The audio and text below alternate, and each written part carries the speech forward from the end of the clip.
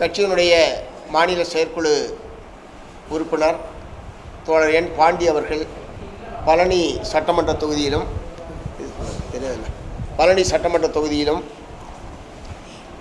கட்சியினுடைய மாநில குழு உறுப்பினரும் சட்டப்பேரவை உறுப்பினருமான தோழர் எம் சின்னதுரை அவர்கள் மீண்டும் கந்தர்வக்கோட்டை தொகுதியில் வேட்பாளராக போட்டியிடுகிறார். கன்னியாகுமரி மாவட்டம் பத்மநாபபுரம் தொகுதியில் கன்னியாகுமரி மாவட்ட செயலாளரும் கட்சியினுடைய மாநில குழு உறுப்பினருமான தோழர் ஆர் செல்லசாமி அவர்கள் வேட்பாளராக போட்டியிடுகிறார்.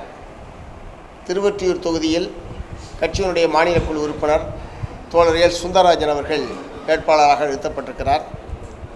கீழ்வேலூர் தொகுதியில் ஏற்கனவே சட்டப்பேரவை உறுப்பினராக இருந்த தோழர் மாலி அவர்களுக்கு 2 முறை வாய்ப்பு என்பது வழங்கப்பட்டு அவருடைய அந்த பதவி காலம் என்பது நிறைவடைந்திருக்கிறது.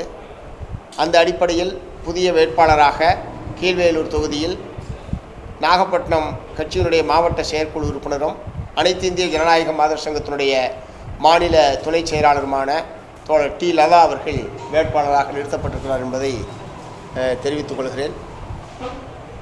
இந்த 5 தொகுதிகளில் மட்டுமல்ல, தமிழ்நாடு முழுவதும் மதச்சார்பற்ற முற்போக்கு கூட்டணியின் சார்பில் பல்வேறு கட்சிகளின் சார்பில் நிறுத்தப்பட்டிருக்கிற அனைத்து வேட்பாளர்களும் நிச்சயமாக வெற்றி பெறுவார்கள் என்கிற நம்பிக்கையை மார்க்சிஸ்ட் கம்யூனிஸ்ட் கட்சியின் சார்பில் நான் தெரிவித்துக் கொள்ள விரும்புகிறேன். அப்படி சொல்லுவதற்கான காரணம், ஒன்று, திராவிட முன்னேற்ற கழகத்தின் தலைமையில் அமைக்கப்பட்டிருக்கிற இந்த அணி என்பது மிக வலுவான கூட்டணி. 2017ஆம் ஆண்டிலிருந்து இந்த அணி தொடர்ந்தாலும் இப்போது அணியை மேலும் வலுப்படுத்தக்கூடிய வகையில் பல புதிய கட்சிகள் இந்த அணியில் சேர்க்கப்பட்டிருக்கிறது.